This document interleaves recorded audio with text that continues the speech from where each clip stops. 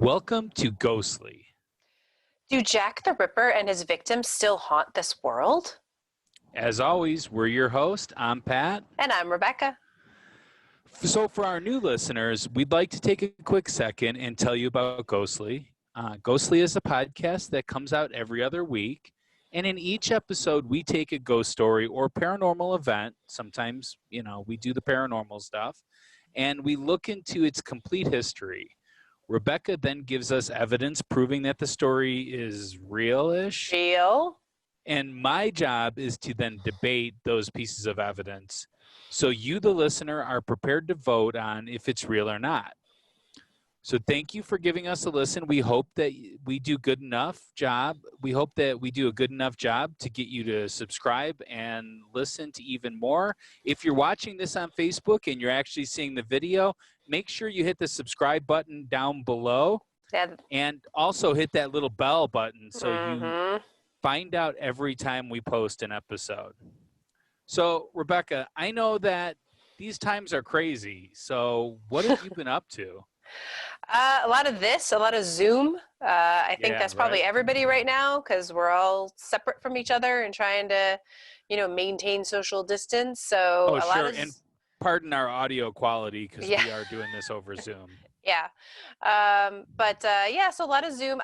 But the fun thing that I did this last week, if you guys haven't seen it yet, is I did a bedtime story for our ghostly listeners.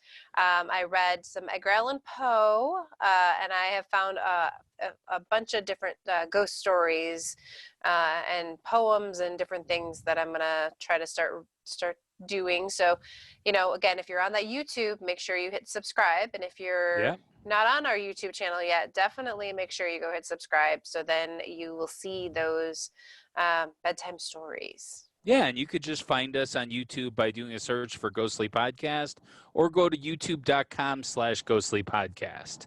Yeah. So what have you been up to, Pat? Oh, my God. What haven't you been up to? Well, okay, so, I'm still working. You're still working? Yeah, I'm still working full-time. You got it, yep.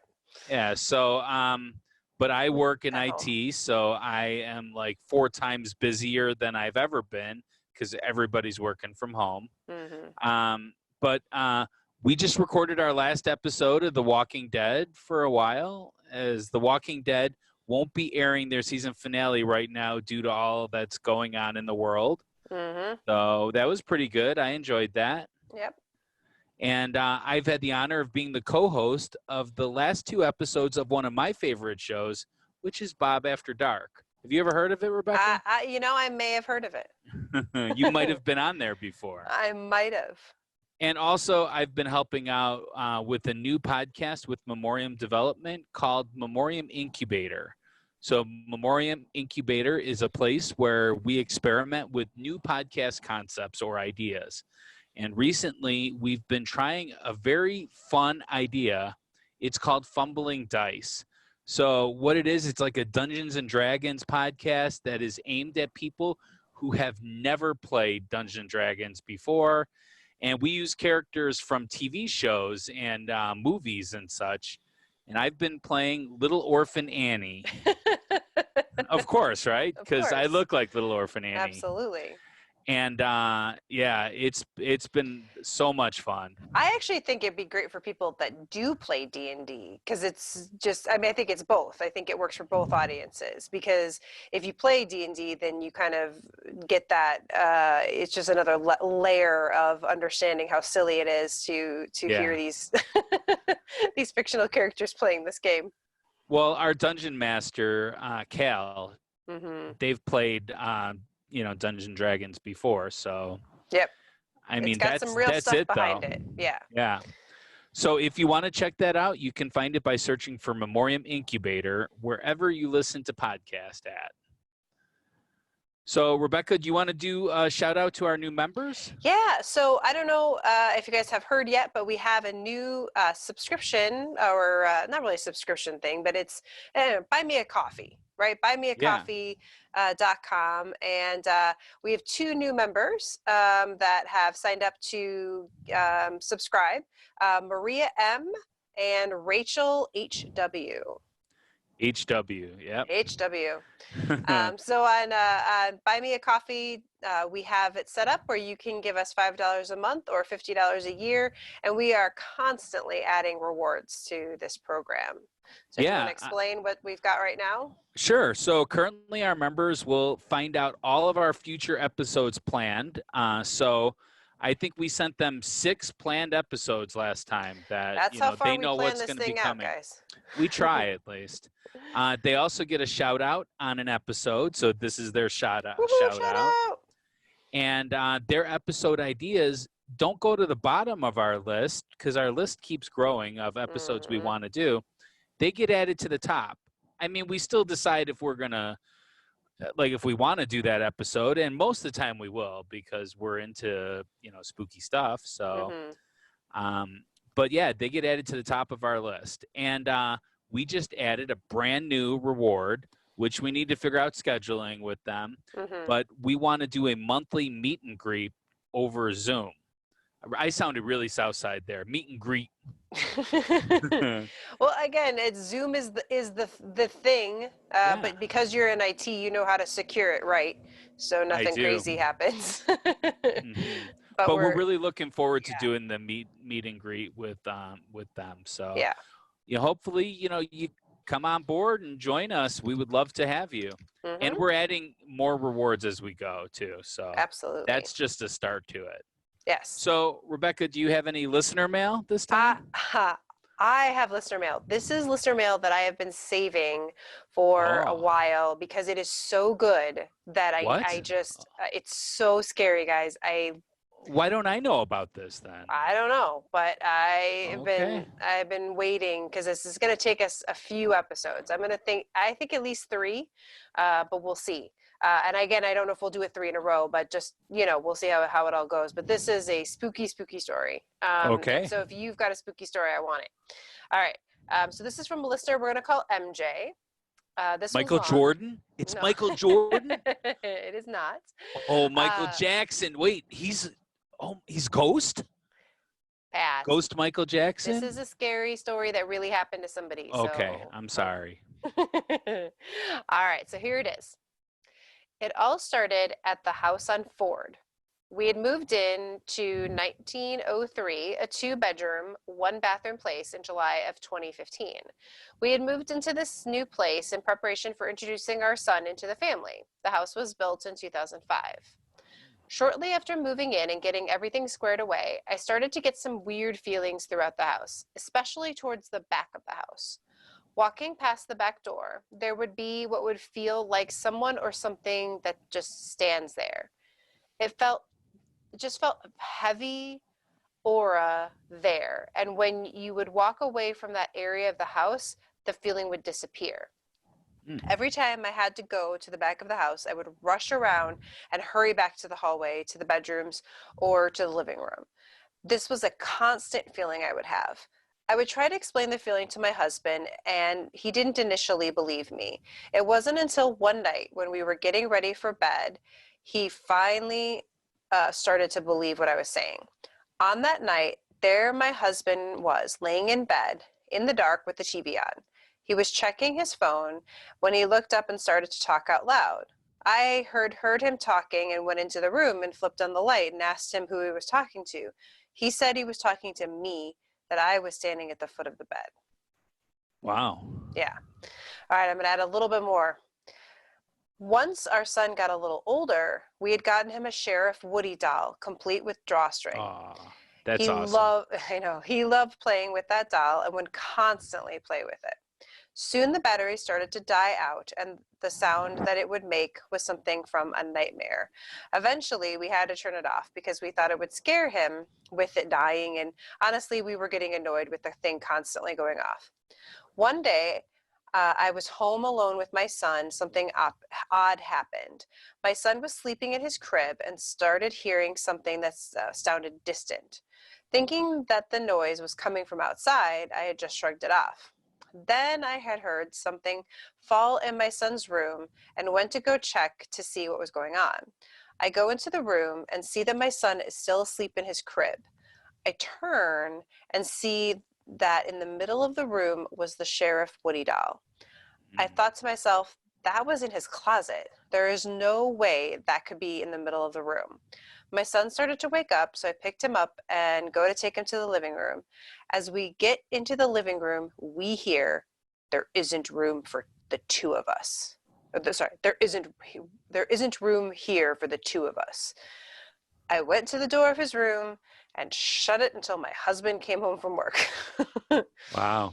To be continued. I'm telling you guys, that's actually that's just the beginning. That is actually kind of some of the, I want to say the least freaky, because it's really freaky. It gets freakier. Wow, that's awesome. Yeah. Yeah, it's like that cowboy thing, you know. Mm-hmm. There ain't room for both of us in this town. Exactly. This here town. Yeah, this here place that we call a town that I'm a sheriff of. So do we have I thought I saw a new review come in, right? We did get a really great review. Awesome. People have been so nice over the last year plus that we've been doing the show.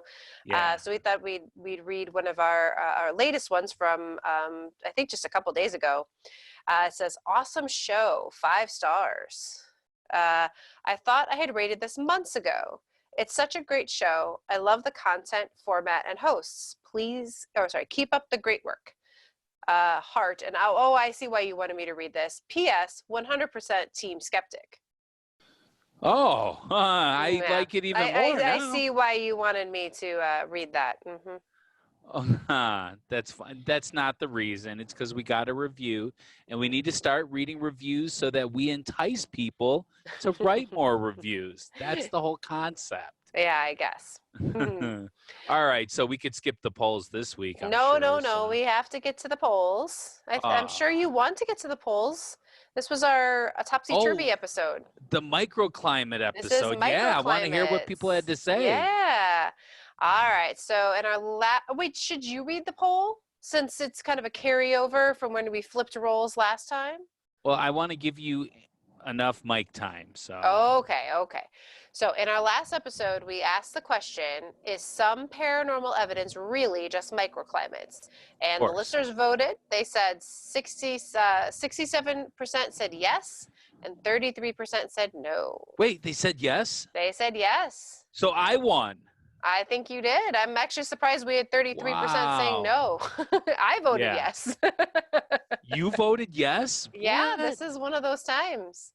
Well, thank you so much for doing that. So, wow. So I won. I don't even know what to do with myself. Well, don't worry. I'm sure it won't last too long. All right. So we're finally ready to get into the episode. Yeah. And this is going to be about Jack the Ripper. Not to be misunderstood with Jack the Tripper from Three's Company. Come and knock on our door. So we are really excited about this topic. We've been messaging and talking to each other a lot about the findings that we've had, and we're so excited about this. Yeah. So we've talked about doing this episode before. But we wanted to wait until just the right time. Well, that time is right now. You got it. So we are all just stuck inside, not doing too much. So hopefully you can throw on your ear pods and go for a nice little walk and listen to what we got to say about this mysterious serial killer or killers. Oh, there you go. Maybe yeah, I mean, this is going to be a long episode, so settle in or break it up into a couple parts, but it's going to be a lot to keep you and your mind busy. Absolutely. It's been keeping me busy doing the research for this. I've been loving this. There's so much that I didn't know, and I thought that I knew. Yeah. So we should point out, though, before we begin this, that this episode might not be for everybody. Yeah. Because it's going to be pretty graphic with details. There's not much that I could do about that. I mean, I tried, not making it so graphic, but unfortunately it was really brutal killings. So it's a brutal story for sure. Yeah. So Jack the Ripper's victims were all women too. So this may be a trigger to some of our listeners. I just want to urge you to please take caution listening to this episode And if you have a sensitivity to any of these things, you may want to stop. And also, we don't know your particular children, but you may want to vet out this episode before letting children hear it. Yes. So, all right. Okay. Giving them enough time to stop the audio now if they want to. And if you want to proceed, Rebecca, do you have a ghost story for us? Of course. All right. Excellent. I can't wait. Okay. So we've all heard the story of Jack the Ripper. I mean, he's infamous. But never did I think I would be part of the story myself. My boyfriend and I were visiting London and having an amazing time. The sites are so old compared to the States, where we think something that's 50 years old is old. And the pubs are fantastic. One afternoon, we were walking around the city and we decided to check out Mitre Square, since we heard it was the site of one of the Ripper murders. Well, it took us much longer to get there than we thought, so it was actually dark by the time we got there. It's small and really easy to miss, but we finally saw a sign that told us we found it. We had just sat down on a bench to rest a minute when I saw movement out of the corner of my eye. When I turned my head, I saw a dark figure running from the square. I swear we hadn't seen anyone when we got there. My boyfriend then pointed at something in the corner where the figure had been running from. When my gaze followed his finger, I saw it. It looked like a pile of rags, but then it moved. I gasped, and we immediately got up to go see what it was, worried that maybe someone had been attacked, though how we could not have heard something, I don't know. As we got closer, it was clearer that this pile of rags was actually a woman in distress.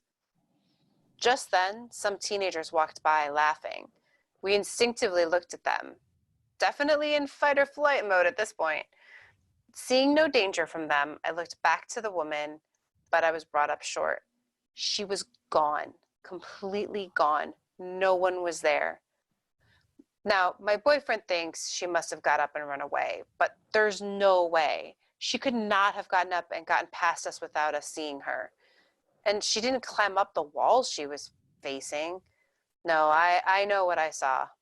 The ghost of Jack the Ripper and his victim stuck in the endless loop of a violent act no one can forget. Wow. So is this story true? This is a true story. I mean, obviously, you know, I made it more of a story, but yes, this is a story that someone claims has happened to them. Wow. I don't know if I ever told you this, but something like that happened to me before. Oh, no. Yeah. This is getting into my creepy side. Okay. But maybe not what you think. I was by one of the casinos in Joliet. You've been to those, right? Nope. Oh, you've never gone to the Joliet ones? No. Well, I mean, where it's at, though, there's a homeless population around there, and I didn't think about it. And I was across from the casino. There was a place to walk around, and I was hanging out with some friends, and we were running around doing stuff. I don't know, whatever we were doing. And I went to go sit on this bench, but there was like a pile of rags there. And so I moved over to the side of the bench, you know, and I sat down, and all of a sudden it moved, and he asked me for a quarter. Oh. It was a homeless guy. Yeah. It wasn't Jack the Ripper. But he didn't disappear, though? I think he went back to sleep. Okay. Okay. So maybe, kind of. He became rags again. Oh. All right, so... No, I didn't give him a quarter, unfortunately. I think I lost big at the boat. That's the reason why I wasn't in there. So. I didn't have a quarter to spare. There you go. So maybe we should take a break before we get into the really long history part. Okay, let's do it. All right.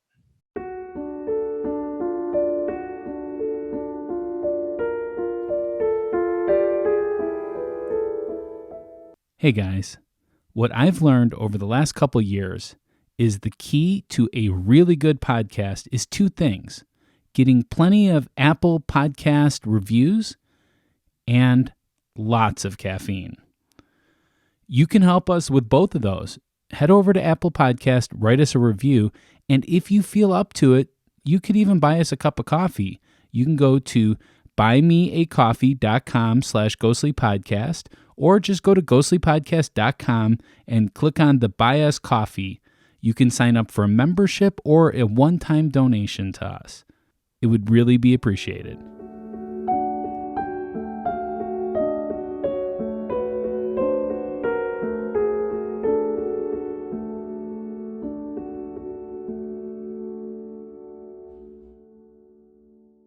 All right, everyone, welcome back.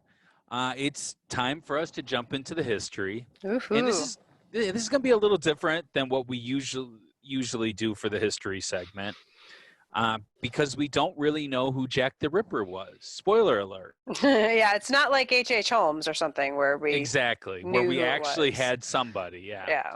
But we can speculate, and there is time in this segment to do that. But in the end, we don't know who did it. I mean, ultimately, it's always going to be a mystery. Yeah. So there may be some stuff added to the history section that wouldn't normally be added here. Fair enough? Fair enough. Let's do it. All right. So let's talk about the area. So this is the Whitechapel Murders that we're going to be talking about, which is Jack the Ripper. You're going to find out that there's a lot of murders that happened during that time. But they all happened between April 1888 and February 1891. So some of these are attributed to Jack the Ripper, but there's speculation of all of them during this time frame. Okay. One of the things that I find that helps me the most when talking about history, though, is to fully understand the time period that it took place under. Mm-hmm. And since we've never done a United Kingdom full episode, it's important that we talk about some things that, I mean, like I've given time periods for similar time frames, but we've never talked about in the United Kingdom. Of course, right. No, we've always talked about the U.S. Yeah. Yeah. So their timing is going to be a little bit different. Mm-hmm. So the United Kingdom's monarch at the time was Queen Victoria, and Grover Cleveland was the president of the U.S. The first four-wheel gas-driven cars in Britain, they weren't even produced until 1892. 1 year after that would have been, 1 year after the last possible Whitechapel murder. Okay, murders. So no cars. There were no cars, Okay. definitely. And it wasn't until 1900 that Parliament passed granting rights to the power companies. So there was no electricity. Okay. The street lights were gas lamps that needed someone to actually light them. These lamps didn't have the same lumens as modern-day street lights. So compared to today's lighting, they barely emitted a flicker.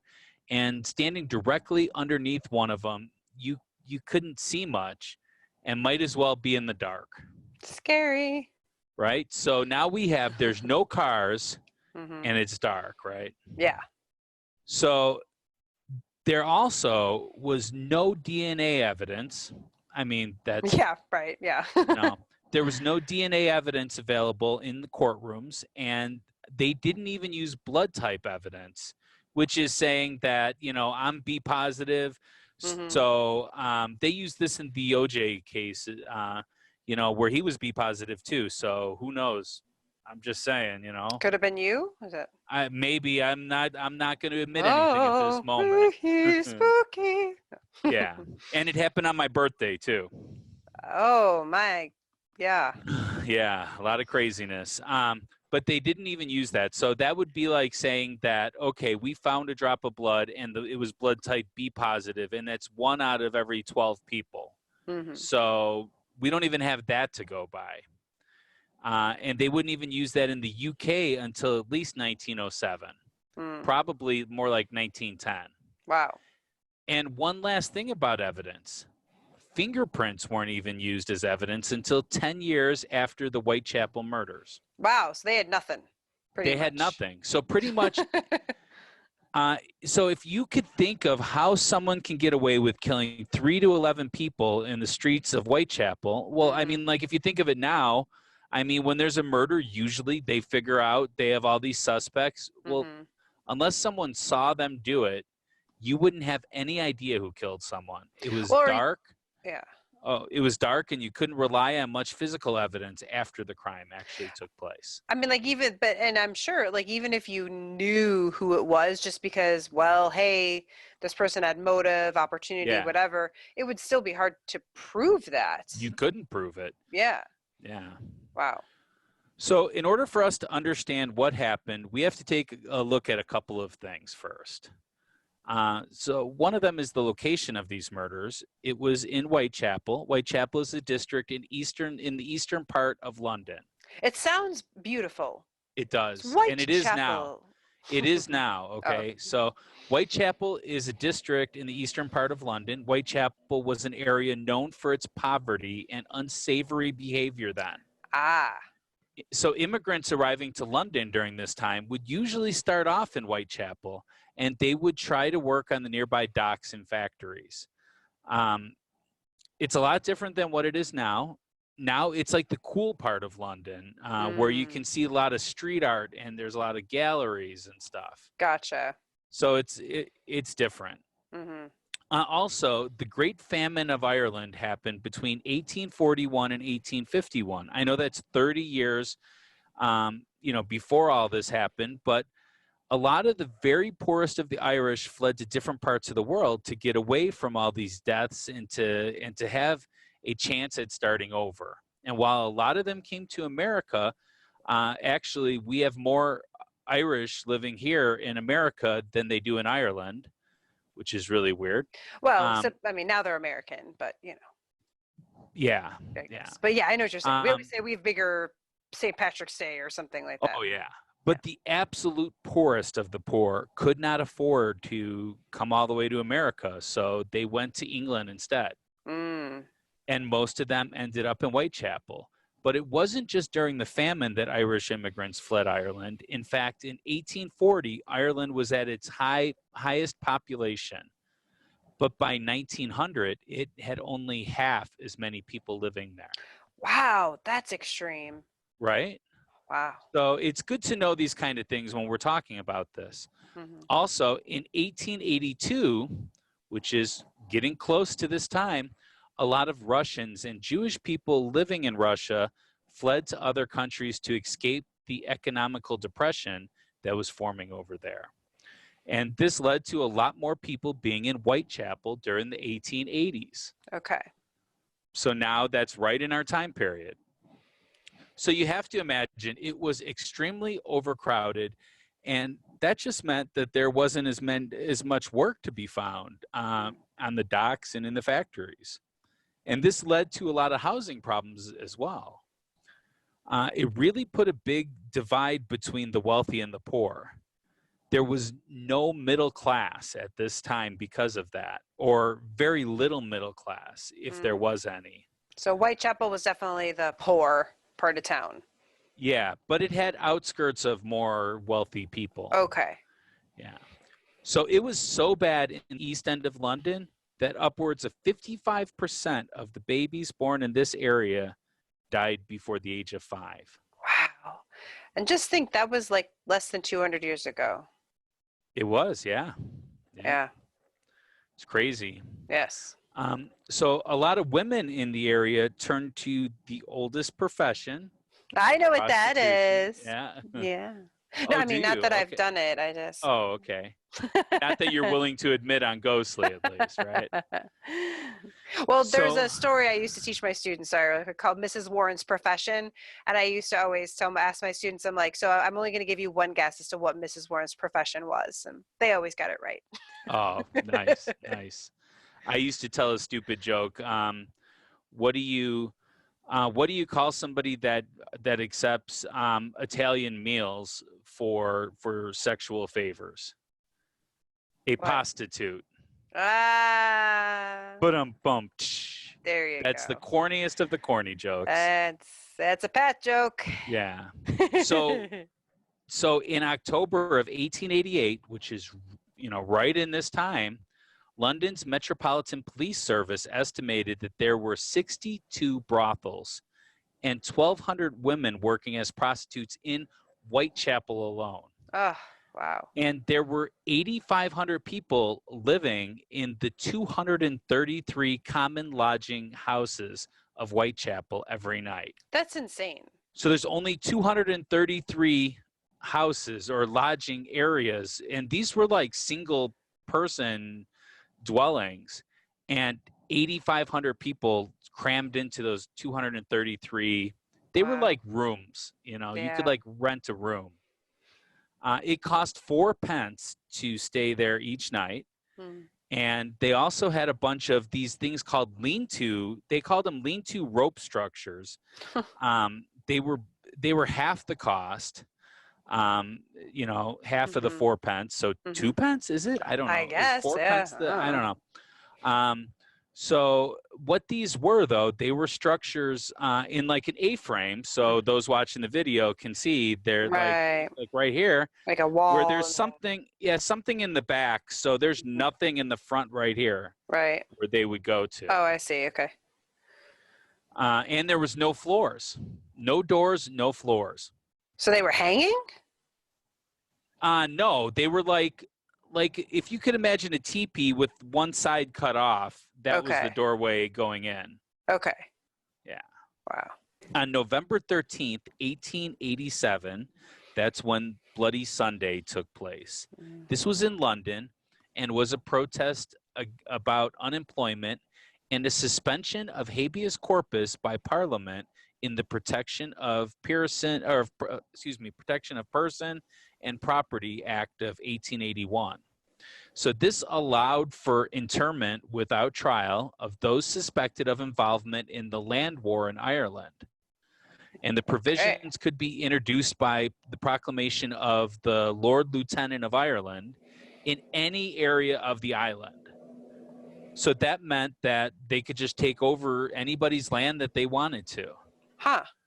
So this march was organized by Social Democratic Federation, which is a little bit more socialist, and the Irish National League. And it became known as Bloody Sunday because it erupted into violence. And there was a report that 400 people were arrested and 75 people were seriously injured, including police. 2 police officers were stabbed, and one of the protesters was bayoneted. Wow, that's old school. That is old school. Now, okay, so things were happening in Ireland, but they were protesting it in London because a lot of the Irish lived there. Yes. Okay. Yeah. Got it. And because it was under English law, too. Oh, sure. Gotcha. Yes. Parliament is the one that actually enacted that. Gotcha. Okay. So we have a lot of stuff going on at this particular time. Mm-hmm. But also during this time period in London, there was a lot of anti-Semitism. There was a lot of crime. There was a lot of nativism. There was a lot of racism. There was a lot of social disturbance and severe deprivation influenced public perception that Whitechapel was a notorious den of immorality. Mm-hmm. So it was the perfect place for a Jack the Ripper to consume the media.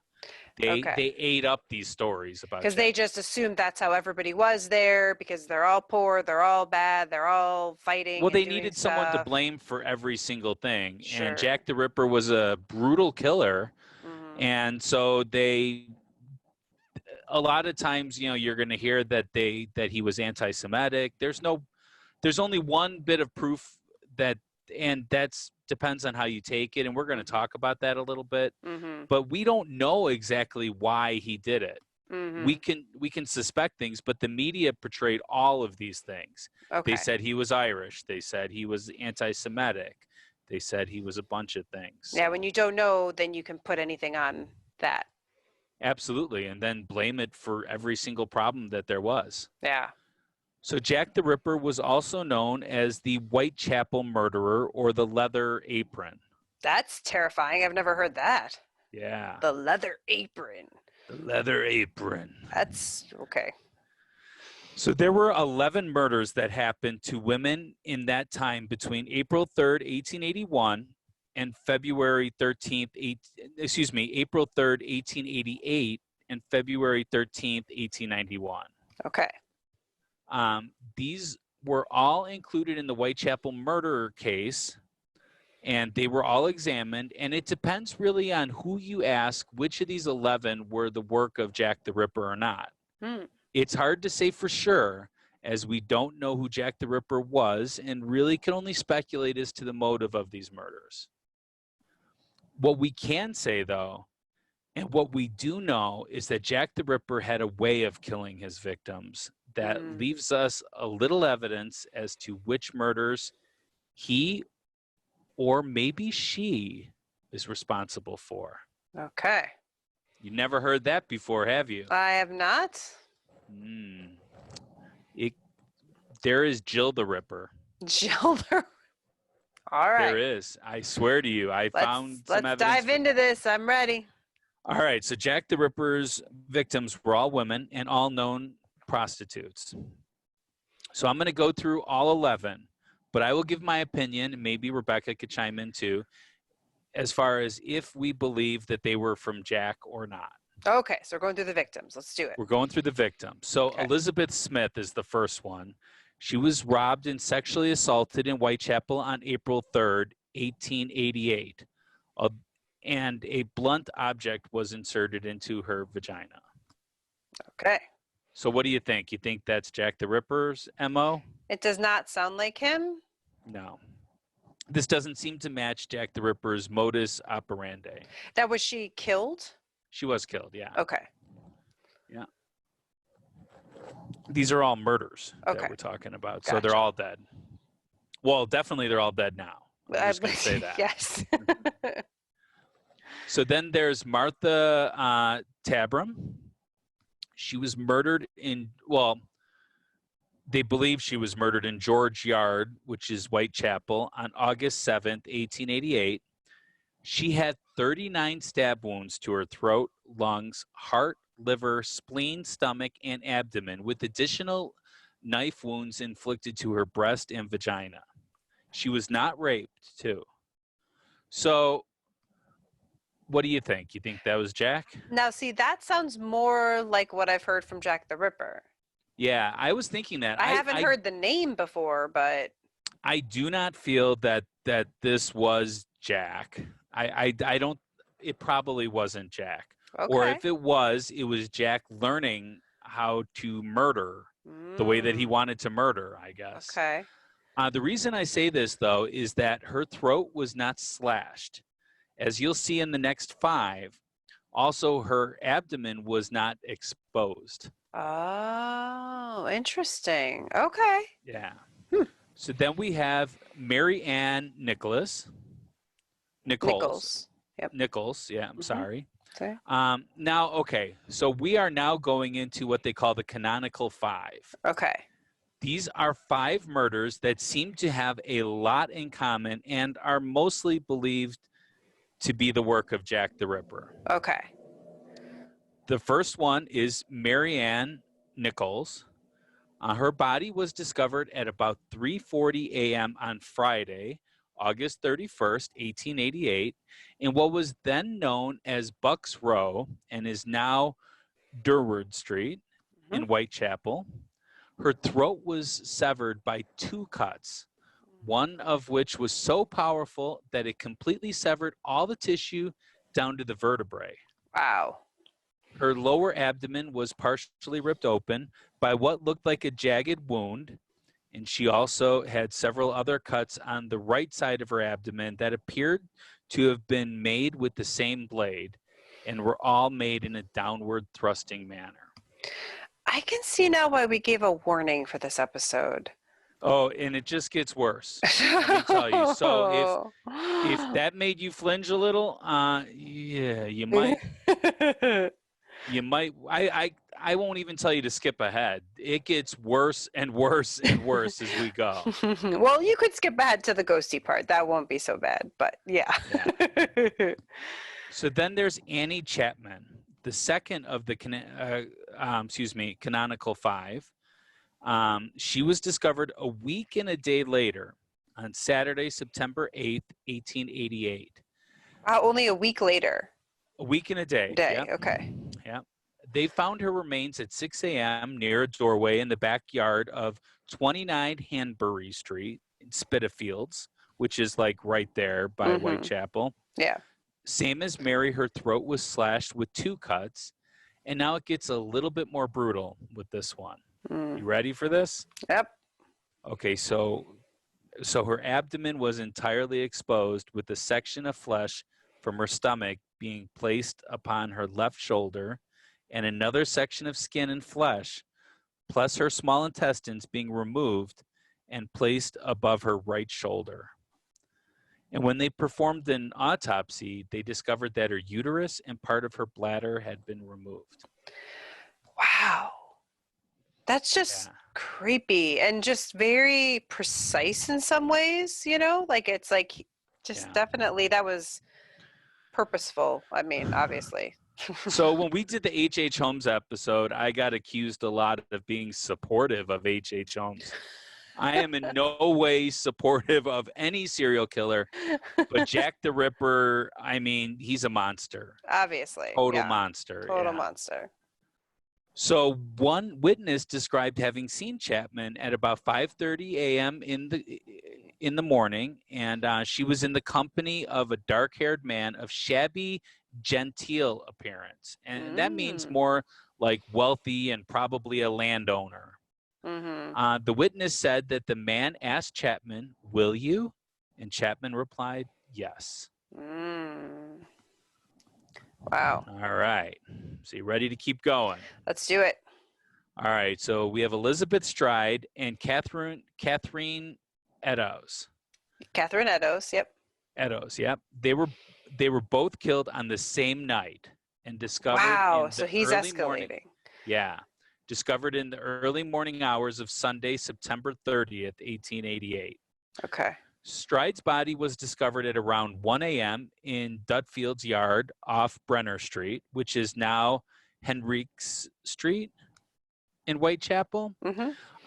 This time, the cause of death was one single incision across the back of her neck that measured around 6 inches. Wow. It had severed her left carotid artery and her trachea. But that's it, though. Nothing else. Where Jack the Ripper usually mutilated the body of his victim, this one was as if he almost got caught in the middle of the act. Okay. So there were a few witnesses to Stride before the murder with the guy, but they all gave different descriptions as to the person she was with. So they don't really, It didn't help necessarily. Exactly, yeah. Gotcha. So as for Catherine Eddowes, her body was found in Mitre Square in London. That's the one you were talking about, right? 45 minutes after they discovered Stride's body. As always, her throat was slit and her abdomen was ripped open by a long, deep, and jagged wound before the murderer put her intestines over her right shoulder. So weird. The left kidney was removed, and a huge part of her uterus had been removed. Her face was also disfigured. Her nose was severed. Her cheek was slashed, and cuts measuring 1/4 of an inch and 1/2 an inch were vertically incised through each of her eyelids. There was also a triangular incision which pointed towards her eye, and they had also been cut onto each one of her cheeks. So the police surgeon who conducted this post-mortem upon Eddowes' body stated that in his opinion, these mutilations would have taken at least 5 minutes to complete. I would think at least 5 minutes. Jeez, he did a lot. I can see though, like, I mean, I'm not sure, maybe I'm sure talk about this later, but like, I could just see there being like a lot of weird theories that are like, almost like Satanists or something weird, because it's like, oh, there's triangles and they were, putting things. I mean, I could just see how people could speculate about this forever. Spoiler alert, some people think it was the Freemasons. Oh. Yeah. Okay. Anyways, so crazy. as far as witnesses, there was a cigarette salesman named Joseph Laundy He said he saw a fair-haired man of shabby appearance with a woman that night. That might have been Eddowes, I'm sorry. But the two friends that Joseph was with at the time would not confirm that description. Mm. So both Stride and Eddowes became known as the double event. So there was a piece of physical evidence, though, in this particular time. Okay. It was a section of Eddowes' bloodied apron, and it was found at the entrance to a tenement in Golston Street. Directly above it was an inscription upon the wall, and the inscription read something like this: "The Jews are the men that will be named for nothing." Although there are some misspellings when it said Jews, it didn't. They misspelled it, so it's hard to be sure if it was exactly what its meaning meant. Gotcha. But it was probably anti-Semitic. Mm-hmm. And also, we are not sure if it was written by the murderer or that it was already there, and that particular piece of her apron fell off there. Gotcha. Also, graffiti was a common thing in Whitechapel. I mean, obviously, it's there was a lot of crime there, so there was a lot of graffiti. Yeah, sure. Could have already been there. Yep. And Police Commissioner Charles Warren feared that the graffiti might spark some anti-Semitic riots, so he ordered that the writing be washed away before dawn. Oh, even though it could have been evidence that they could have used for handwriting or something. Yep, exactly. Wow. All right, so now we are at the last of the Canonical Five. And this one was the worst as far as the people that they believe Jack the Ripper killed. Wow, it's going to get worse. Okay, here we go. Let's do it. Yeah. So it was the most extensively mutilated and disemboweled body. It was Mary Jane Kelly. The body was discovered at 10:45 a.m. on Friday, November 9th, 1888. She was found in the room where she lived at 13 Miller's Court off Dorset Street, Spitalfields. The first thing you'll notice, though, if you look at the picture, is that you cannot really make out her face. There's a picture? There is a picture, and I know we don't want to put it up on Ghostly's site, but can you at least put the link to the picture? I will put a link to the picture, but yeah, I don't want anyone to see it if they're not choosing to see it. If they're not prepared to see it. Prepared to see it, yeah. So if you click on the link in the show note for this one, you will be taken to the picture, and it is, actually, I didn't find it that gruesome because it's like black and white, and it's hard to make out all the details. So. Which is kind of sad that it's like you almost can't tell it's a person. Yeah. Also, when I was a criminal justice major, I saw some pretty brutal pictures. There was a woman that was put in a suitcase. Okay. Yeah. Wow. Right. So as I said, the first thing that you'll notice is you can't really make out her face, but that's because it was hacked up beyond all recognition. Her throat was severed down to the spine. Wow. And the abdomen was almost completely emptied of all of its organs. Her uterus, kidneys, and one, I don't even know what that one is there. So they were both placed beneath her head, and her guts were thrown about the bed and upon a bedside table. The heart was missing and never recovered. Wow. It was impossible to tell which direction these incisions were made. I know I had said before they were made with like this kind of thing, but this one, it was impossible. Wow. So this was the most brutal. Some things to note about the Canonical Five, though. All of them were done at night. Makes sense, right? Yep.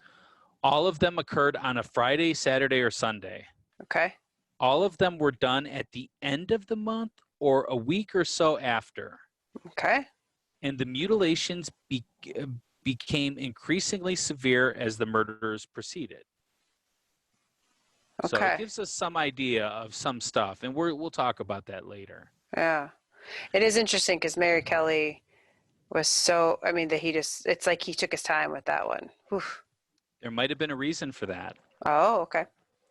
Yeah. Again, we're going to talk about it a little bit later. Yeah. Mary Jane Kelly is generally considered to be Ripper's final victim, and it's assumed that the crimes ended because of the culprit's death, or imprisonment, or institutionalization, or immigration. They don't know because we don't know who it was. So they think like, right. Okay, I gotcha. Like it wasn't that he chose to stop or whatever. It was just, but maybe something happened or he left or okay. Or there might have been a reason. Yeah. Okay. Which, when I get into who the main suspects are, we'll talk about that. Mm-hmm. So then, there are still more in the Whitechapel murders, and some people believe that Jack the Ripper could have been responsible for some of these. So it's important that we go through them.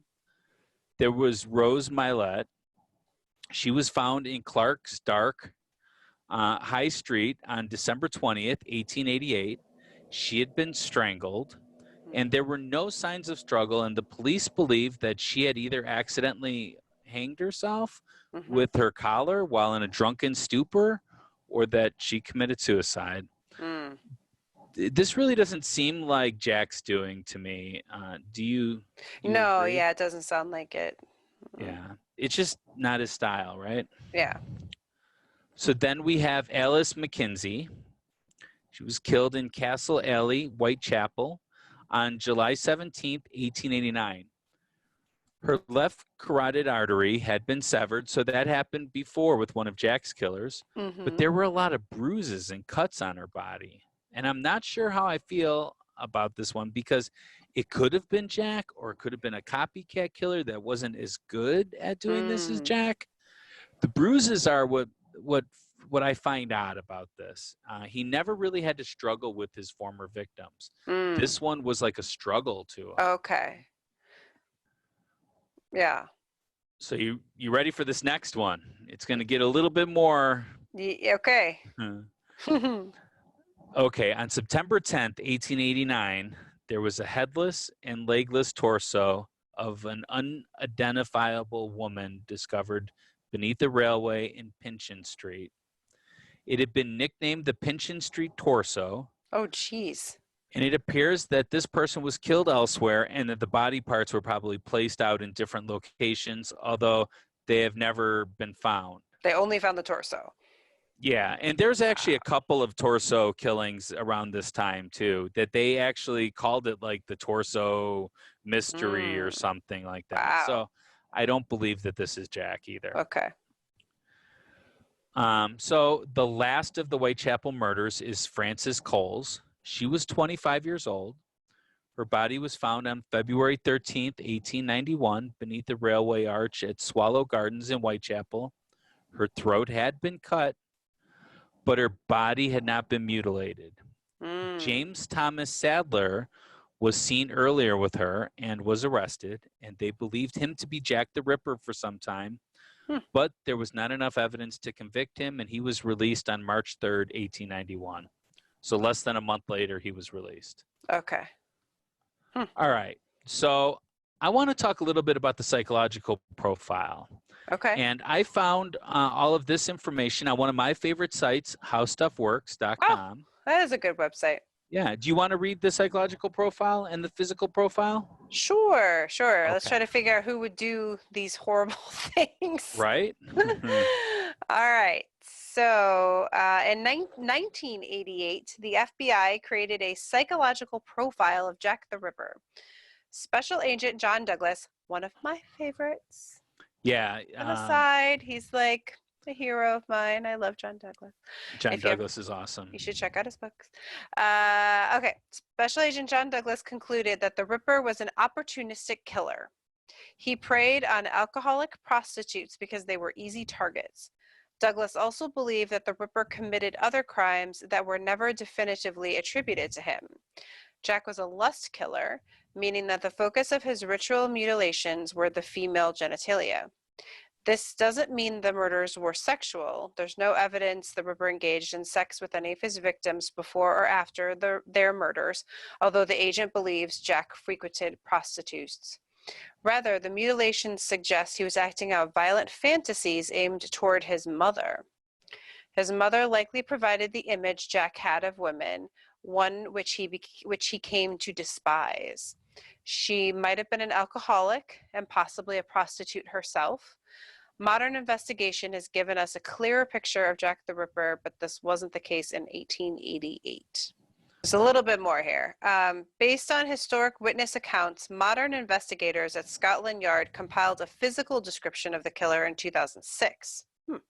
He was a man between 25 and 35 years of age, of medium height and stocky build. Investigators also concluded that Jack was a resident of Whitechapel and, more chillingly, that he was frighteningly normal, as opposed to the raving, drooling fiend it may be more comforting to imagine. Yeah. Wow. So what I was going to say, though, is I think the reason why Douglas believed that he did see prostitutes before is because they all felt comfortable going with him. Right. Okay. Yeah. That's a good point. So, yeah. And this, he wasn't a stranger or something. No, and he looked normal. I think, wasn't Dr. Jekyll and Mr. Hyde based upon Jack the Ripper? I don't know. I should know. I thought it was, but Could be. I could be totally wrong. I'm going to say yes. So, you're going to say yes? But he was the fiend that killed things in London. It was like the monster, you know. Mm-hmm. All right. So now is the part that we have been building up for. It's the possible suspects of who could have been Jack the Ripper. There's a lot of possible suspects, and as many as 170 have been named over the years. That's crazy. 170. So I'm not going to go through all 170. Oh, okay. We're going to stop at like 155, I think. No, I'm just going to go through a couple of the major ones. Okay. Because some have been proven more controversial, such as Jill the Ripper, which was that Jack was not a man at all. Also, there are some conspiracy theories that suggest that it was the entire royal family or Freemasons were behind the killings. So Ripperologists, I love that they have a name. They do, yeah. Have a name. They have vetted a lot of these out, so they did a lot of the work for me already. Like Michael Ostrog. He was a Russian physician, so we love the idea that they're physicians. The idea is that obviously whoever did all these incisions was very skilled. My thought is that it could have been either a physician or it could have been a hunter. Oh. Because a hunter would know how to clean out the body. That's like preparing it for cooking and stuff. I was just going to say hunter, or like someone that works with meat packing or something like that. Yeah, exactly. Or a butcher or something. A butcher. And obviously had like a knife that could do this. There's a lot of talk that this was a good knife. That it was, but you know, we were watching that show. Well, we're going to talk about it later, but there was a show where we saw that they went over stuff, and this was something that cost a little bit of money, but it was something that could have possibly been bought at that time. Okay. So here are some of the possible suspects. Montague John Drute. He's a physician. Okay. Montague, right? Yeah, no, Montague. It's just funny because it almost looks like Montague, which is like from Romeo and Juliet. It's just, yeah. It could have been Montague. Maybe I just mistyped that. No, I'm sure that's what it is. It's weird. Montague John Drute. He was a physician that was found drowned in the Thames the following December, and this fits the idea that the killings ended due to the death or incarceration of the murderer. Okay. I think it's the Thames. Is it the Thames? Oh, it could be. Yeah, it could be. Yeah, I'm sorry. That's okay. No, I always question that whenever I see it. So, anyways, okay. Then there was George Chapman, a.k.a. Severin Klauski. Kosminski. That sounds right. Okay. He was named in 1903 press interview by Frederick George Aberline, who was the lead inspector on the case. Oh, okay. He was the only suspect who had been a serial killer prior to this. Oh. But he used poison to murder his 3 wives. So now to go back to it, though, he did, however, attack his first wife with a knife, but was interrupted before he could harm her. He did have a regular job, so it fits with the physical description, and was a trained physician as well. Okay. So this one is on the top of my list. Ooh, I'm paying attention. Reason now. why is in 2007, a researcher named Russell Edwards purchased a stained silk shawl that was supposedly owned by Catherine Eddowes and was found with her body. Edwards gave it to a biochemist at Liverpool named John Moores, who tested it for DNA evidence. And based on the results, Edward identified Chapman as the killer in his book, naming Jack the Ripper, or that's the name of the book, Naming Jack the Ripper. And that was written in 2014. This has also been peer-reviewed by, can you say that one? I can't say it. Luhelianen. Sure, Lou Hellianen and colleague David Miller. I could say David Miller. Yes. In the Journal of Forensic Sciences, one of my favorite magazines. Obviously, you read it all the time. I do, yeah. I have it on my bedstand. But people do not totally believe this because it used mitochondrial DNA, which uses genetic material inherited from a person's mother, and compared it with Eddowes and Chapman's descendants. Okay, I was wondering what they were comparing it to. Okay. Yeah, but they also said, given the DNA, that the killer had brown hair and brown eyes, which went along with what some of the witnesses claimed. Okay, well, he's a good candidate. Yeah, it definitely is. Next up is Dr. Francis J Tumblr. Nice. I like these British names. Tumblata. Life goes on. He was an American doctor. Wasn't an English name. It's an American doctor. Okay. He'd been arrested in November of 1888 for indecency. He posted bail and then fled back to the U.S. So Scotland Yards realized he was a doctor and that, he was around during that time. So they actually followed him to the U.S., but didn't find enough evidence to convict him. Okay. Then there's Joseph Barnett. This one is, I've alluded to this one already. Okay. This one is very interesting to me. I didn't know about this suspect. He used to live with Mary Jane Kelly, and he was crazy in love with her. Oh. Barnett would have known his way around a knife as he was a fishmonger. Okay. It is possible that Jack just reached some kind of accumulation by killing Mary Jane Kelly. Huh. Do you think that's possible? I don't know. To me, if it was a passion killing, like he wanted to kill this person he was in love with, I don't know that. I think he would have just killed her.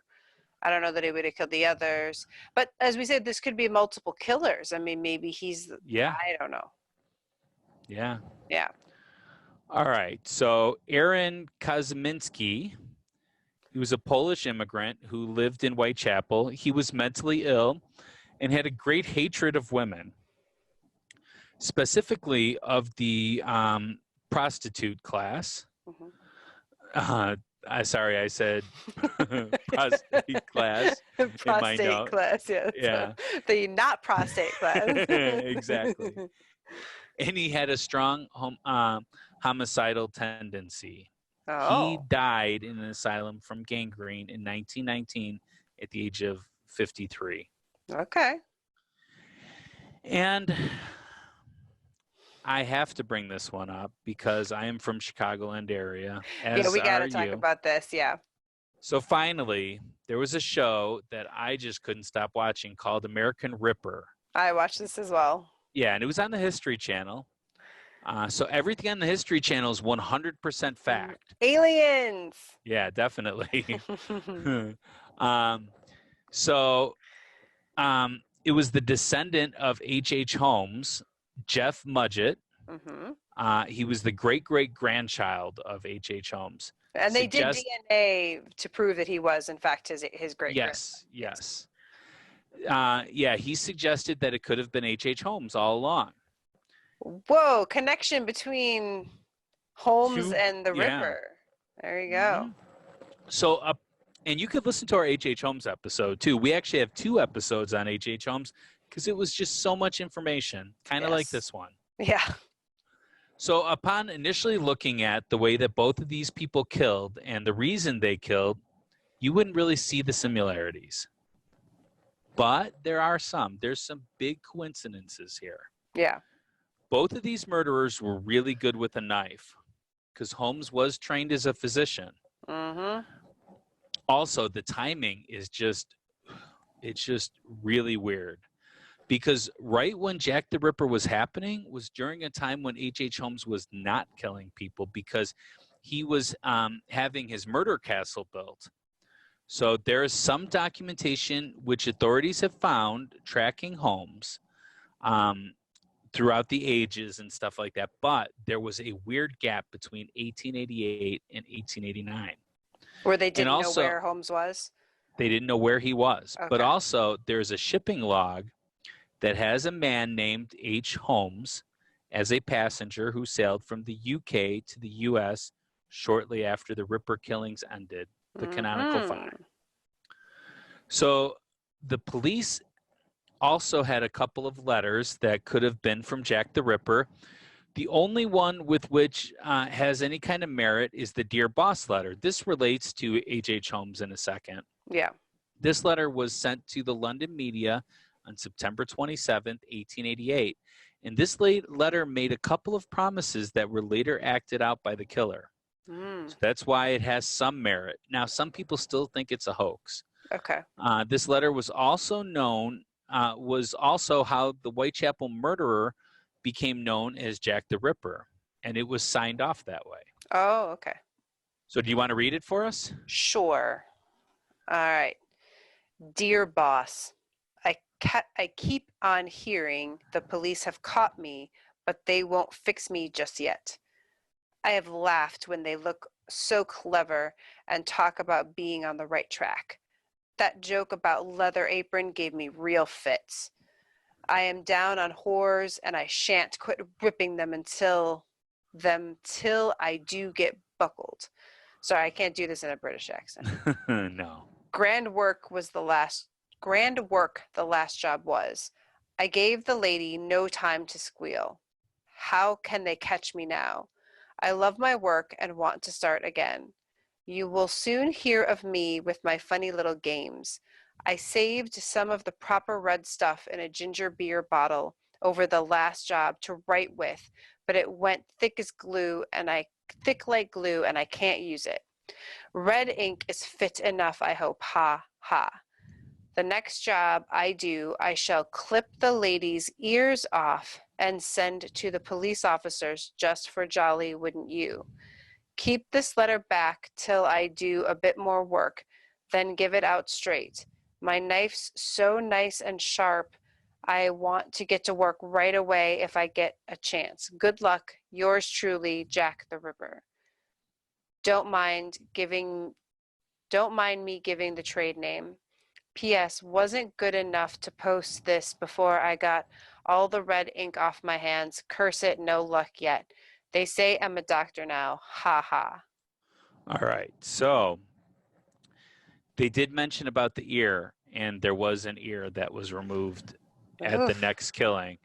So that's why they believe that there is some merit to this, and that's why they call him Jack the Ripper. Wow.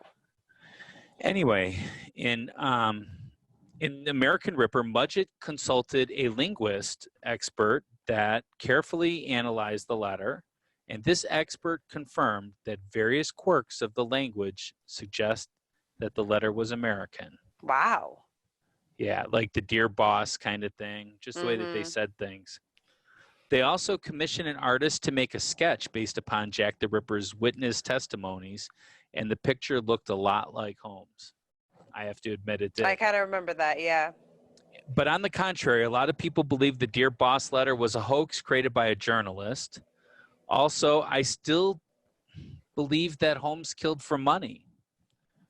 But Jack didn't make any money on this, so this seems like too big of an issue for me to get over and to link them together.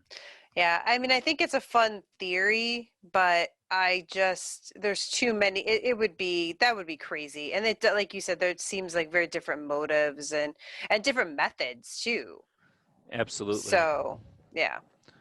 Absolutely. But there is some similarities because I was reading that Jack the Ripper might have actually strangled his victims before cutting their neck. Okay. But I didn't find enough supporting evidence to that, so I don't know. Well, that's all I have about Jack the Ripper in the history section. Do you have anything to add, Rebecca? Wow. No, you did an amazing job. I mean, I guess I would just say, to me, it's just, this is such a crazy thing because we will never know. Yeah. You know, you said that in the beginning. It's that there's no answer. I mean, we're never going to find like the evidence that says like, oh, this is it. Smoking gun. Right? Yeah, there's no smoking gun that's like, oh, we found it. Like, you might read stories every few years, right? A new ripperologist comes out and is like, this is it. I have the theory. Like, this is the one. We figured it out. But and it's possible. Sure, you could be right, but we will never be able to fully. No. Actually, one of our listeners had a idea of who this could have been. Okay.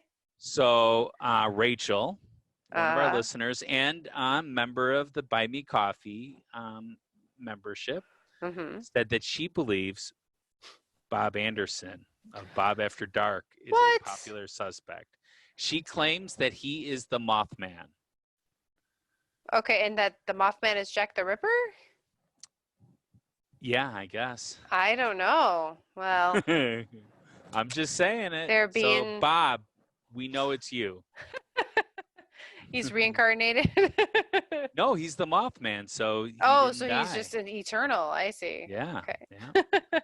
All right, so I think now would be an excellent time for us to take a break. Definitely. And then when we come back, we're going to talk about some ghost people. It's going to be really exciting. Or maybe not. I mean, it's going to be exciting, but maybe it won't be about real ghosts because there's no such thing. So anyways, let's take a break.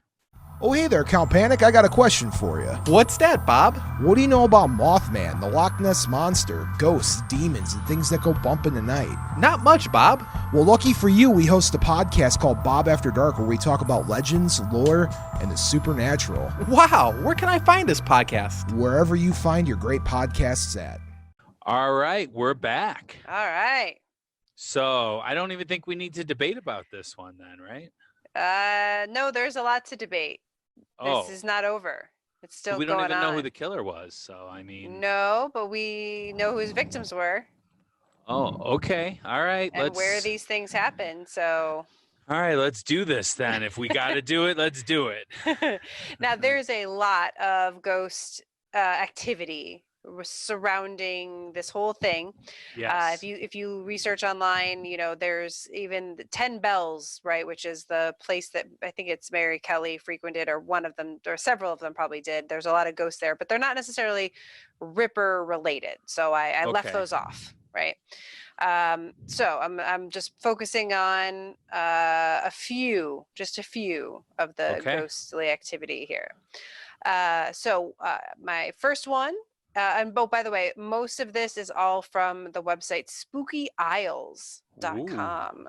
Yes. That sounds cool. Yeah, it was a great, I did a lot of research and a lot of things said kind of the same thing. And then this one really was like, oh, I bet this was the source for all these other things. Now, let me ask you this. When you were over there, do you remember going to Whitechapel? I was trying to think about that. I spent a lot of time in London, but I don't remember being in Whitechapel. That doesn't mean I wasn't, but it's not a not sticking out in my mind. Well, there was a lot of street art there. Yeah, I don't remember. And a lot of cool bars, they say, too. Ah, there you go. Yeah, I went through Whitechapel. I didn't really stop much. I just saw some of the areas where none of this stuff is really up anymore, but there's like a museum, though, and stuff. There you go.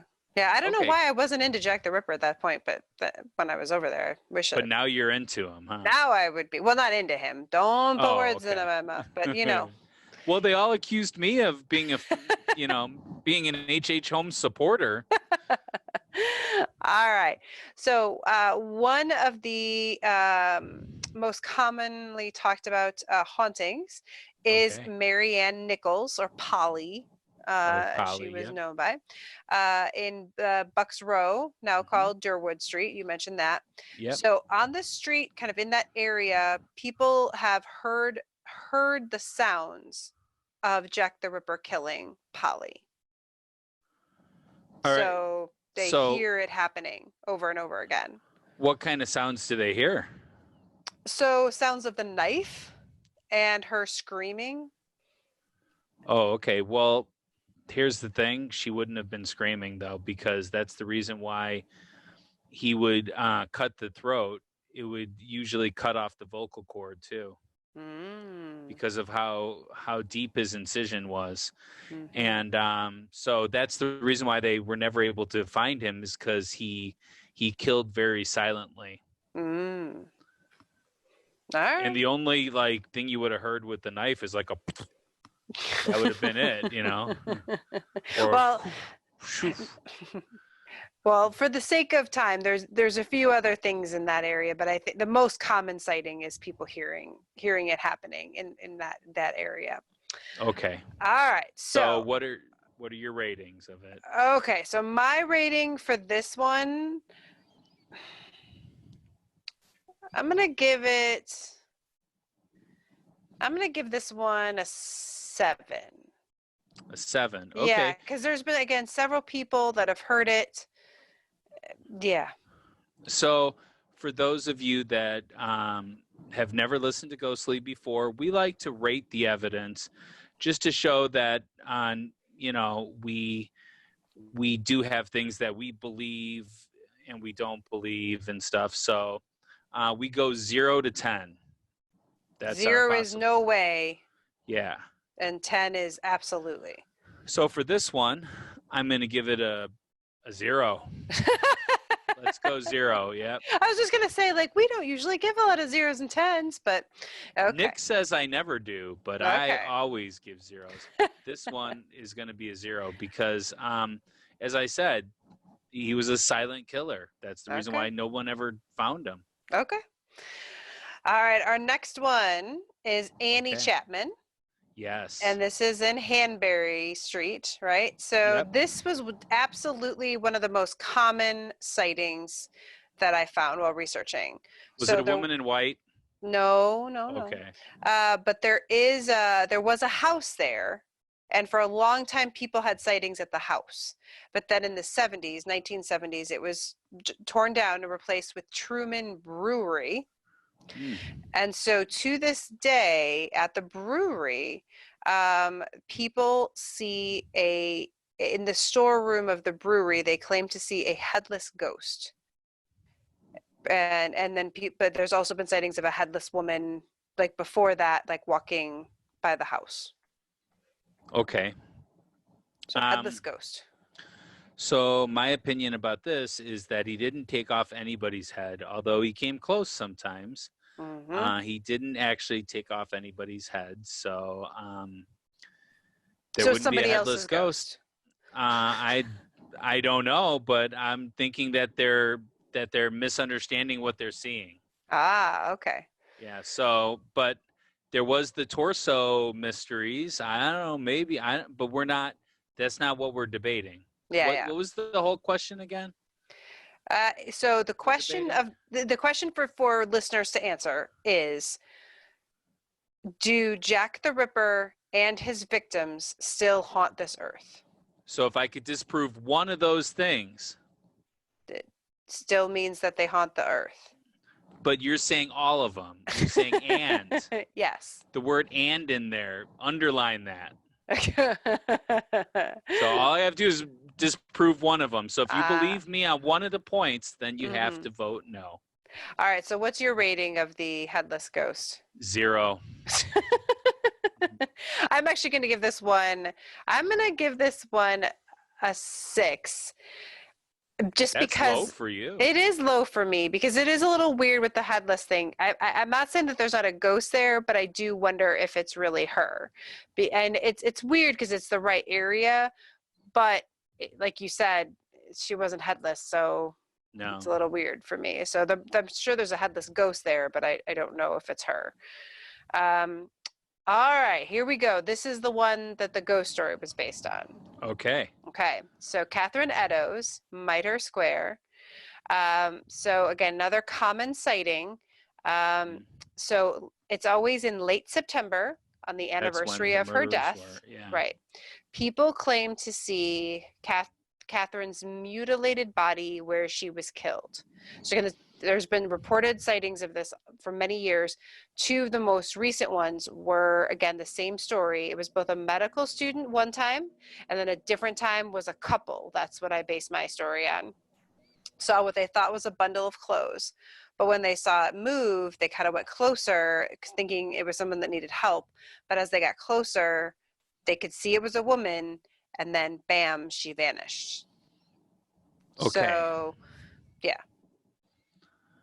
And they maybe sometimes thought that they saw like a shadow running away, a shadowy figure. Okay, so I'm going to say that I like that there is a exact time. Like, so it's on the day that she died, on the anniversary of her death. On or around. It's usually close to that. Then I think this could be recreated.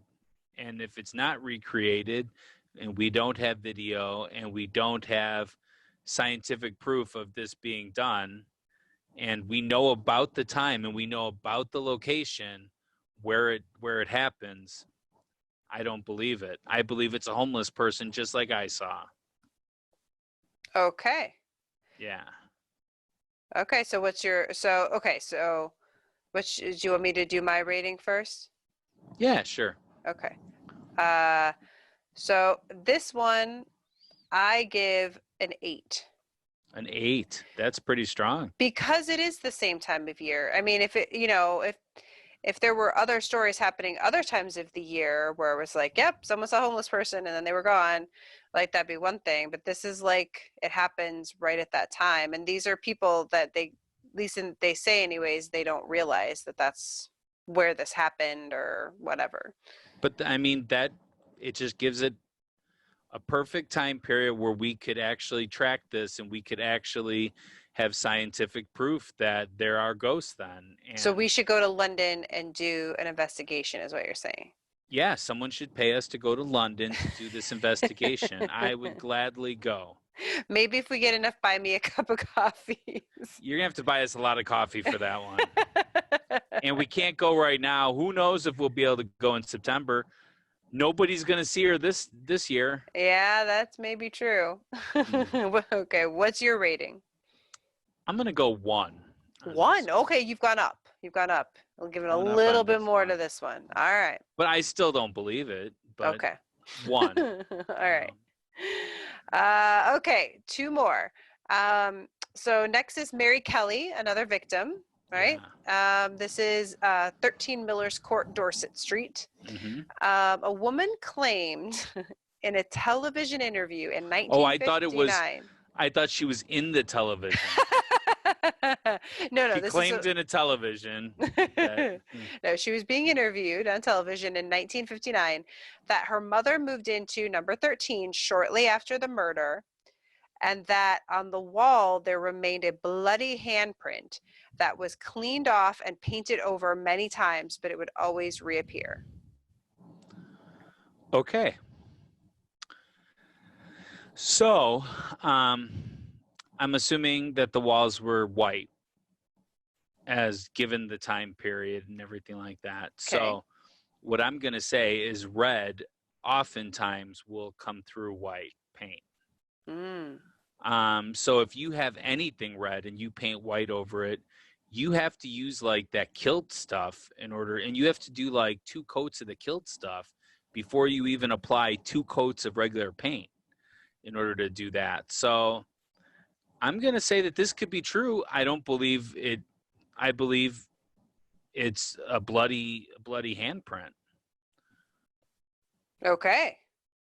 All right. I don't believe it's a ghost. This doesn't say ghost to me at all, but that's what I believe. I believe it could be a bloody handprint, or it could have been paint. It could have been left from the owner before her, not Mary Kelly, but it could have been somebody did that just as a ha-ha kind of thing.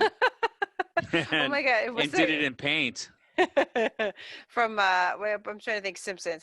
Simpsons. Ha-ha. Yeah.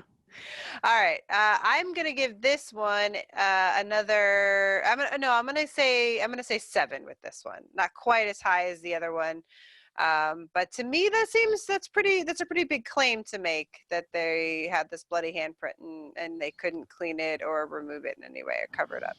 It would come But back. to me, okay, so if I'm rating that it's a ghost, then a 0. But if I am rating that it is a mark on the wall that keeps coming back, a red mark on the wall that keeps coming back, I'm going to give it an 8. Okay. All or right. a 9. But it not ghostly. Nothing supernatural, nothing paranormal. Yeah. Yeah, I got I've the done this ghostly in there. before. Yeah, nothing ghostly. Ding, ding, ding. Yeah. Aren't we supposed to ring a bell or I something? think so. Bob gets happy when we do that. Yeah, he does. He likes that. Even on his show, he likes it when I say ghostly. But yeah, I've actually done this before, and I've seen it. Although it was black paint and it came through, but I've heard red is even worse. Okay. So. All right. So we have one. All right. I have one more. Okay. So this this is the doozy one I'm seeing. This is, Jeez. yeah. So this one's from JackTheRipperTour.com. This is Westminster Bridge. And it's the article's called The Ghostly Leap. Ding, ding, ding, ding, ding. I know, right? The Ghostly Leap of Jack the Ripper. Ding, ding. All right. If you stand on Westminster Bridge on December 31st and look eastward as midnight approaches, you may well be rewarded with the sighting of the ghost of one of London's most enigmatic criminals. For there is a local tradition that as the first chimes of Big Ben usher in the new year, a shadowy figure will suddenly materialize on the parapet and leap headlong into the murky waters of the Thames below. Legend maintains that this is the hour when, in 1888, Jack the Ripper killed himself by plunging into the river from this spot, and that every year since his wraith has been condemned to repeat his descent into infamy over and over again. Okay, well, in order to make this kind of claim, don't we have to know who Jack the Ripper was? I don't know. I guess there must have been stories going around, I don't know. Okay, so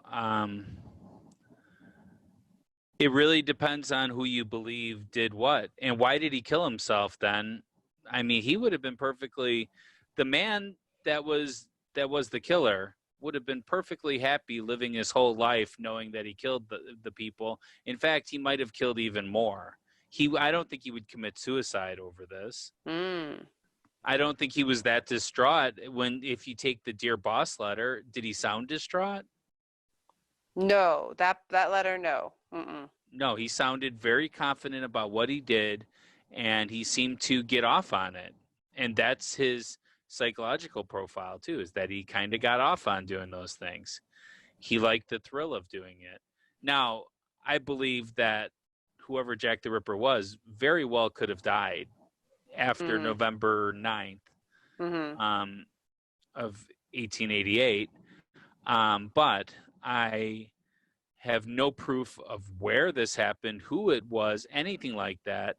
I think that this is a big tourist area by Big Ben in Parliament there.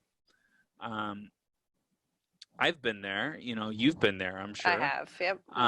And one thing I can tell you is that there's a lot of shadows around there too. Those are bigger buildings that cast off a lot of shadows. Microclimates? Not a microclimate. It's not colder.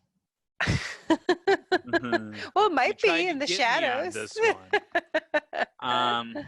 No. So I don't know. They saw a shadow figure over there. Shadows can be a lot of different things. There's nothing else but a shadow figure, right? Jumping off into the river. And they hear it. Yes, and there's another thing where there's like a barge, that ghostly barge that comes by, but that doesn't have anything Ding, to do ding, with. ding. But that doesn't have anything to do with Jack the Ripper. So, all right. So what's your rating on this one? 0. I'm actually going to give this one a 5. Oh, that's I know your that's lowest really rating low. yet. Yeah, because while I do think it's possible that there might be something there might be some ghostly something that happens there every year on the 31st, because it's certainly a time of year when a lot of people are depressed and things happen. Yeah. I think there's no way that we would have proof that it's Jack the Ripper. And I mean, how would we don't even know who he was or whatever. So let me ask you something then, since we're on that topic of you giving a rating of 5 that you've never given. Have you ever presented a piece of evidence that you totally didn't believe at all? Oh yes, we'd have to go back to the episodes, but there's definitely been times where we've had episodes even where I ended up thinking, no, this isn't true. It's happened. Yeah. I'm just curious. Maybe like the Easter Island disaster or massacre. No, I'm just kidding. But so 0 and 5. Okay. Yeah. What are your overall ratings? So my overall rating, I think I'm going to go with a 6.5 or a 7, because I really, again, I didn't get to, we don't want to go too crazy with all this and presenting all the little things, but there are the sightings where the murders happened, and those we know, right? We don't know who Jack the Ripper was, and we, that kind of stuff. But as far as where the murders happen, there have been reports for a lot of time, for a long time. It hasn't just been recently where it's like popular or cool to like see ghosts, like all these years when, it definitely wasn't an okay thing to see ghosts or hear things. People have reported seeing and hearing things. So to me, these were traumatic murders, and it wouldn't surprise me at all. So anyways, I guess I'm getting into my closing arguments, but I definitely think it's more on the side of believable. All right. Well, overall, I'm going to give it a 0. Okay.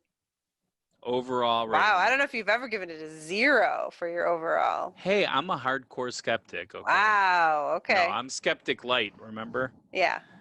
But not on this one. This one, I just think that there's too much. Well, we'll get into this with the closing arguments. Yeah, it's easy to slide into that. Yeah. So for those of you that have never listened to the show before, that brings us to the closing arguments. This is our last chance to convince you to vote our way. We are each given 1 minute of uninterrupted time, and we will time each other on our cell phones to keep each other honest. Rebecca likes to fib sometimes with time. Hey, no, I don't. I'm just going to make sure that I, time her here. So, Rebecca, let me know when you're ready. Okay. All right, I'm ready. All right, and go. All right. So I do think that there are hauntings associated with Jack the Ripper and his victims. There is evidence that has been happening since the murders happened, where people have heard things, people have seen things, experienced visuals like the handprint, the body on the ground, and it seems to me that it's very likely that at the very least the victims are haunting the spots where they died in these horrible, violent ways. Now, is Jack involved in that? I don't know. It could be some manifestations of evil energy that are there that people kind of interpret as Jack. But definitely, to me, this you can't have these violent deaths of these young women without there being something. Bam. All right. All right. Are you ready? Yes, I am ready. Okay. And go. Sometimes it's hard for us to separate very dark history from the truth of today. I think that's the case here. I think people that go to these locations where they see these the ghost of the people murdered, especially the Canonical Five that Rebecca's talked about, I believe that those people go there with the expectation of seeing a ghost.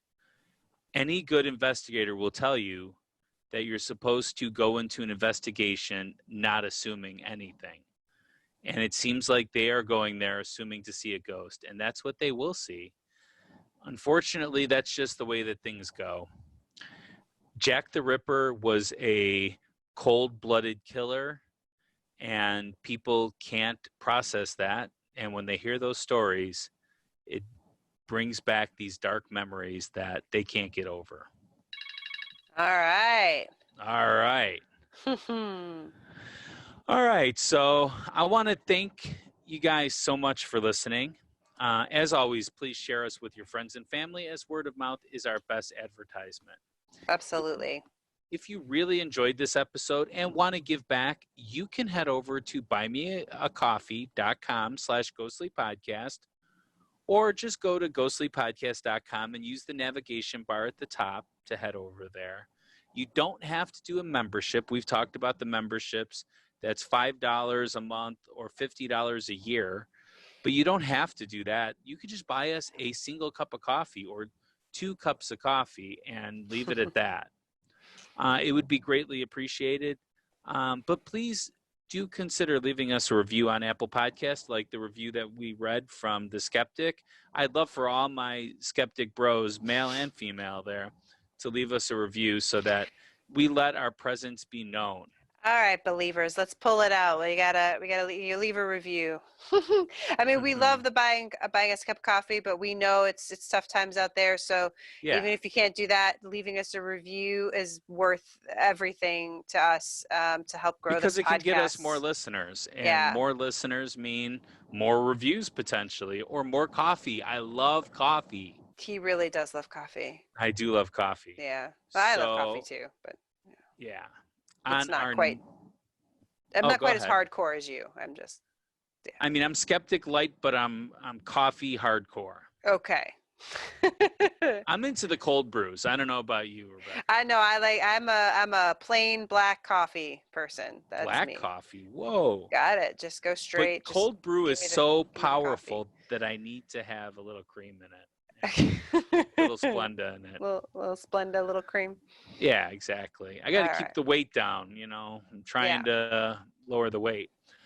In our next episode, Very exciting. This is one that we've been kind of talking about again, like Jack the Ripper. We've been talking about this for a while. I've been wanting to do this ever since we were at Elgin Fringe Fest, when we heard one of our friends tell us about her experiences with sleep paralysis. Whew, babe. This is, baby. It was a scary story, and this is terrifying stuff. So when does that episode come out? That one's coming out on April 29th. Wow. Yeah. I am so stoked for that. So just when we're all having trouble sleeping, let's talk about sleep paralysis. Hopefully we could get her on the show. That is our goal. We will hopefully have that for you guys. And I mean, I have to say, when she told us that story, I actually got the chills. Because this is not a person that I see as like a typical, like she's not a super believer. No, person. She's definitely not. I wouldn't. In fact, she plays a skeptic on. I don't know if we could say that. I was just gonna say maybe I'm not supposed to say that. You can't say that she's on Freak of the Week. It just wouldn't be right. It just wouldn't be right to say that she, might be on a podcast that we're sometimes on called Freak of the Week. Yeah, we cannot say that. No, we can't say that. No. Because Nick Mataragas, who is not the host, by the way. No, he is not he's Dr. not Hickney. He's not Dr. Hickney. Mm-mm. They kind of look alike, but they're not the same person at all. Right. He would be so upset if he heard us saying that Amanda was Elizabeth on Freak of the Week. Freak of the Week, yeah. Wouldn't want us to say that. All right. So until next time, stay ghostly. Bye.